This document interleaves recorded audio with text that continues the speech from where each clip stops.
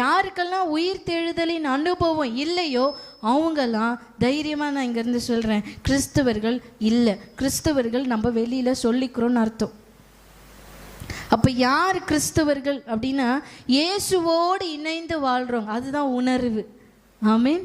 ஒருத்தவங்க சொல்கிறாங்க ஃபிசிக்கலாக மென்டலி, அதாவது என்ன சொல்கிறாங்க, நியூரோ ஃபிசியாலஜிக்கல் சேஞ்சஸ் நம்மளோட உடம்புல நடக்குமா இமோஷன் அப்படின்னா.